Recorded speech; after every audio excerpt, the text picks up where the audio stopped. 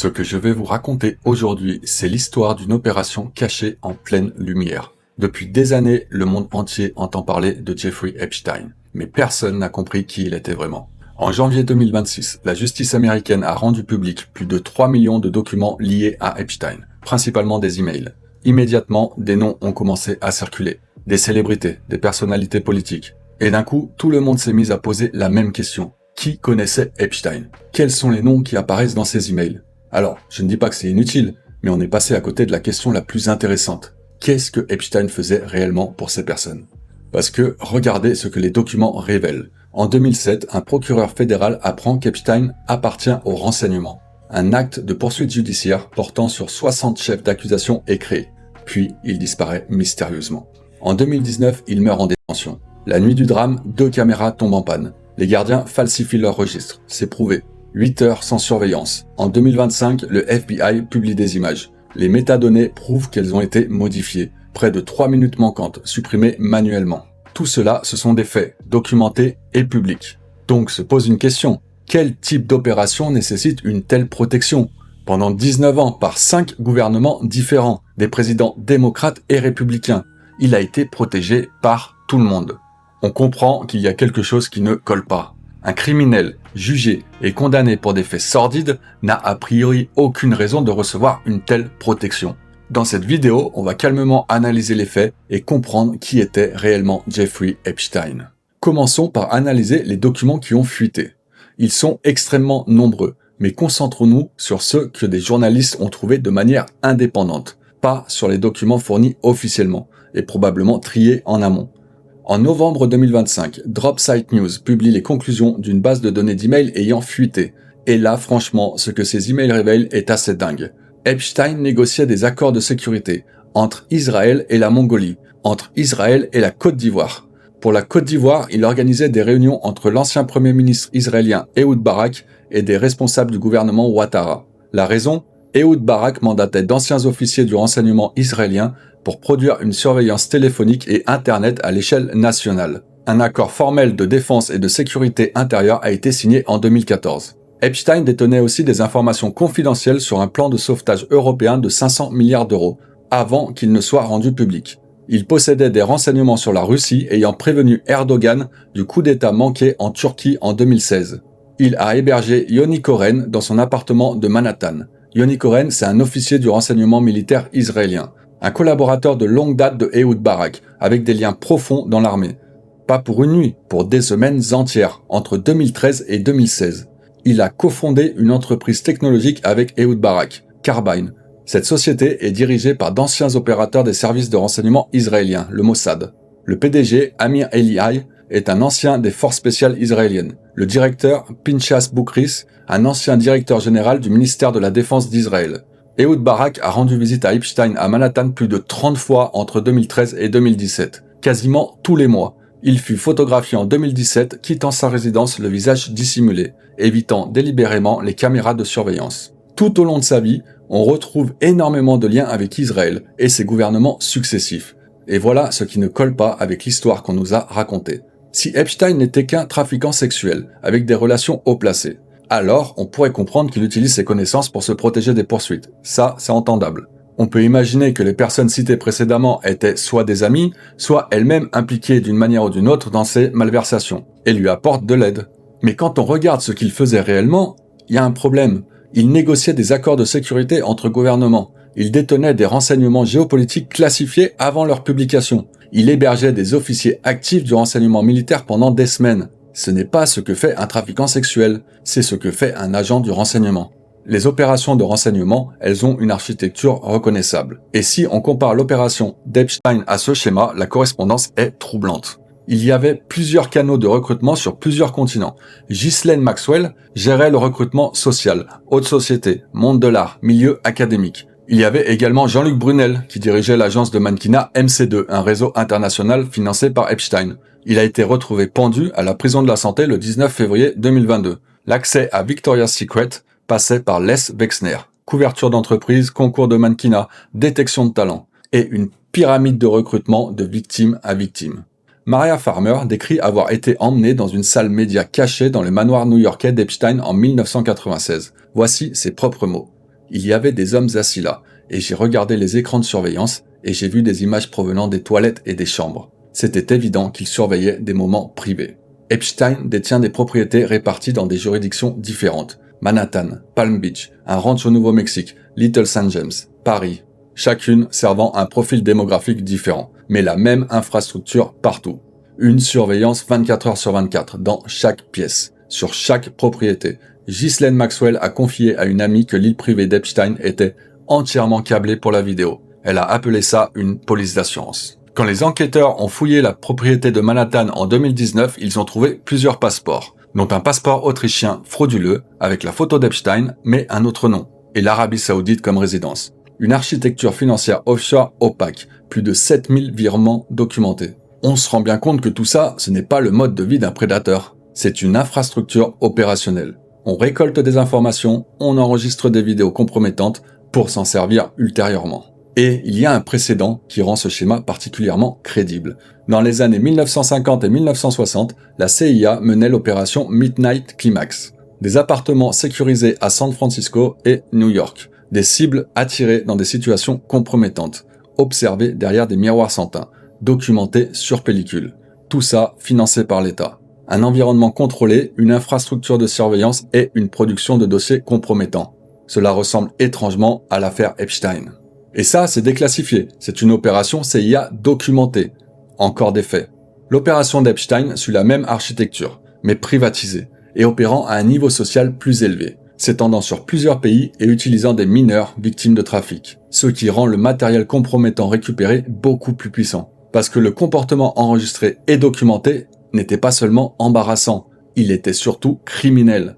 Maintenant, intéressons-nous aux connexions avec le renseignement. On a parlé du Mossad, mais c'était en réalité 3 services de renseignement distincts qui gravitaient autour d'Epstein. Les services israéliens, américains et russes, tous documentés.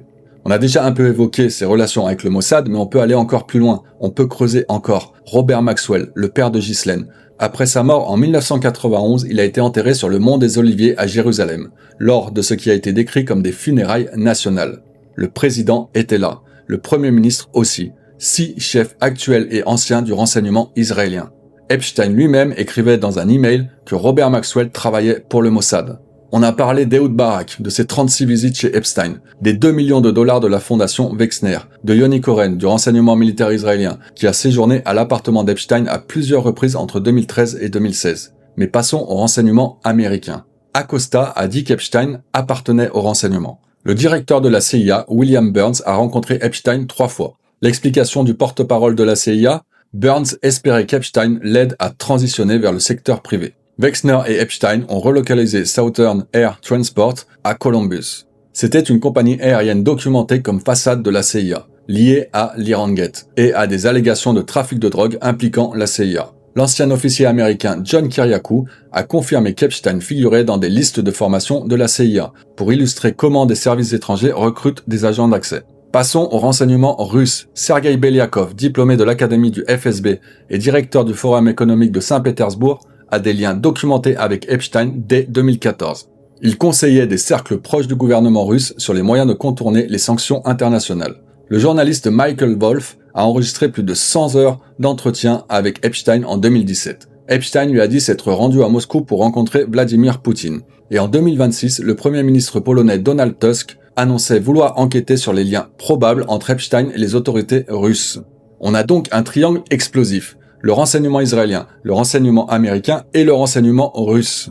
Le magazine The Nation le formule ainsi. Epstein opérait comme un entrepreneur de renseignement hyper privatisé. En gros, il ne recevait pas d'ordre, il était comme un freelance du renseignement. Et il utilisait son infrastructure de collecte de renseignements pour plusieurs clients à la fois. Tout ce dont je viens de parler, on a des preuves documentées et publiques, il suffit de chercher. Reconstituer le puzzle est relativement simple vu la quantité de témoignages et documents disponibles.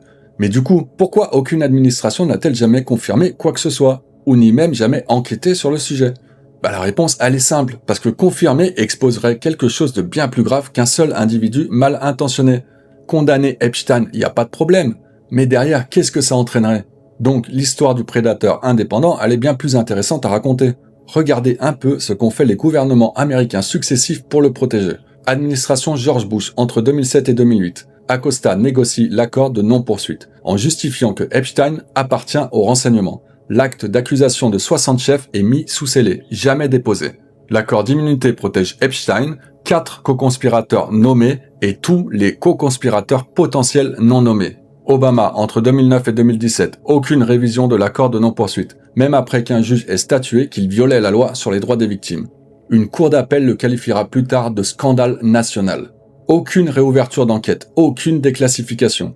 Premier mandat de Trump, de 2017 à 2021. Epstein meurt en détention, sous la supervision du ministère de la Justice de Barr. Le père de Barr avait recruté Epstein à l'école Dalton, sans diplôme universitaire. C'est un ancien officier de l'OSS dont le fils travaillait pour la CIA au moment où Epstein fut engagé.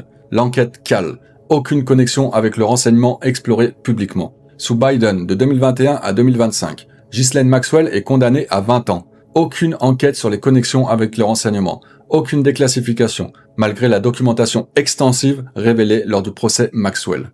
Deuxième mandat de Trump, à partir de 2025. En février 2025, Bondi annonce que la liste de clients d'Epstein est sur son bureau. En juillet 2025, Bondi et le directeur du FBI Kash Patel annoncent qu'il n'y avait pas de liste, aucune preuve qu'Epstein faisait chanter qui que ce soit. L'administration a combattu pendant des mois l'Epstein Files Transparency Act, qui promettait de déclassifier les documents. Finalement, 3 millions de pages publiées. Mais les documents publiés ont été triés. Le cœur du dossier est toujours secret. Mais c'est pas tout. En septembre 2025, le journaliste d'investigation James O'Keefe publie un enregistrement de Joseph Schnitt, chef adjoint des opérations spéciales du ministère de la Justice. Ces mots exacts: il existait des milliers et des milliers de pages de dossiers. Le ministère allait expurger tous les républicains ou conservateurs dans ce dossier, tout en laissant toutes les personnes libérales et démocrates. Après ça, Schnitt a été renvoyé. Il a poursuivi en justice le gouvernement en novembre. En août 2025, la commission de surveillance de la Chambre émet des assignations à comparaître des deux côtés. Bill Clinton, Hillary Clinton, Loretta Lynch, Eric Holder,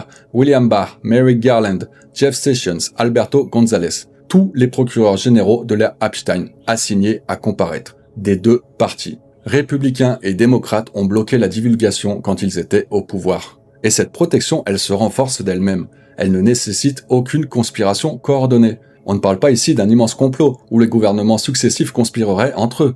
Il s'agit d'un mécanisme complexe qui débouche sur des intérêts personnels concordants. Tout le monde a un intérêt personnel à ce que rien ne soit divulgué. Les registres de vol montrent que Bill Clinton a effectué 27 vols vers l'île d'Epstein. Trump, au moins 6. On a des photos, des emails, des témoignages. Chaque parti craint que la divulgation compromette ses propres membres. Et il y a aussi le risque d'exposition institutionnelle. S'il devient officiel que le gouvernement a utilisé Epstein comme agent de renseignement, cela voudrait dire que des agences américaines ont soit géré, soit toléré le trafic d'enfants à des fins de collecte de renseignements. Vous imaginez bien les répercussions catastrophiques que cela entraînerait sur l'administration américaine. Donc ils ont un énorme intérêt à ne pas laisser cette histoire devenir publique. Et chaque nouvelle administration hérite de l'architecture de dissimulation et a des raisons indépendantes de la maintenir. Et le plus incroyable dans cette histoire, c'est que la prédation n'était pas séparée de la fonction de renseignement. Il n'y avait pas d'un côté Epstein le prédateur et de l'autre Epstein l'espion. Les deux étaient intimement liés. Regardez le mécanisme. Première étape, identifier la cible. Dans les cercles politiques, financiers, scientifiques, royaux, une cible de valeur. Puis on contacte la cible en lui proposant ce dont on pense qu'il a besoin. Selon les cas, cela peut être de l'argent, un financement ou bien une mise en réseau, une introduction à des personnes importantes. Et parfois, on propose des jeunes femmes. Epstein prêtait des filles à des personnalités puissantes pour les piéger dans ses filets, pour obtenir des vidéos ou des informations compromettantes. Deuxième étape, on documente la compromission. Caméra 24 heures sur 24, dans chaque pièce, sur chaque propriété. Enregistrement systématique. CD étiqueté avec des noms dans un coffre. Et une fois le piège refermé, on déploie le levier. Le matériel compromettant servait deux objectifs simultanément. La protection personnelle d'Epstein et des renseignements utilisables par des gouvernements. Les victimes étaient la matière première d'un système de collecte de renseignements. L'opération de trafic et l'opération de renseignement étaient la même opération. L'une servait l'autre. Voilà pourquoi il est impossible pour les gouvernements de prendre le risque de révéler les détails de l'affaire. Cela voudrait dire révéler que le trafic lui-même, les abus sur des enfants, faisaient partie du mécanisme par lequel les renseignements étaient collectés. Confirmer l'opération de renseignement, ce serait confirmer la complicité institutionnelle dans le trafic. Et c'est inenvisageable. Voilà pourquoi les documents réellement compromettants ne seront jamais publics. L'Epstein Files Transparency Act exige la publication des documents non classifiés. Mais les preuves d'une implication du renseignement sont forcément classifiées, parce que par définition, elles touchent à des opérations et à des sources de renseignement. Donc elles ne sont pas concernées par cette décision. Quand le ministère de la Justice examine les dossiers et trouve des éléments relevant du renseignement, elle les transmet directement aux agences concernées, la CIA, la NSA, et ces agences classifient leurs éléments. Et les documents classifiés sont exemptés de la loi. Ils sont en sécurité. Le président de la Chambre, Mike Johnson, l'a dit explicitement. Les agences de renseignement doivent protéger leurs sources et méthodes critiques. Les entités ayant le pouvoir de contraindre la divulgation de ces documents sont les mêmes que celles ayant le plus fort intérêt institutionnel à l'empêcher. Le mécanisme assure que rien impliquant directement les gouvernements ne soit révélé. 3 millions de pages publiées. Mais le cœur du dossier, l'implication du renseignement, toujours classifié. Alors parfois, le journalisme et les fuites font ce que les administrations n'ont pas voulu faire. Révéler qu'un adversaire étranger détient potentiellement les preuves que le gouvernement américain dissimule à ses propres citoyens. Donc on a le monde entier qui débat de quelle célébrité connaissait Jeffrey Epstein. Qui est dans les listes ? Mais ce n'est pas la bonne question. La vraie question, c'est pour qui travaillait réellement Epstein ? Et la réponse, elle n'est pas prête d'être rendue publique, car elle remodèlerait notre compréhension du pouvoir, du renseignement et de la complicité institutionnelle d'une façon qu'on n'a jamais vue.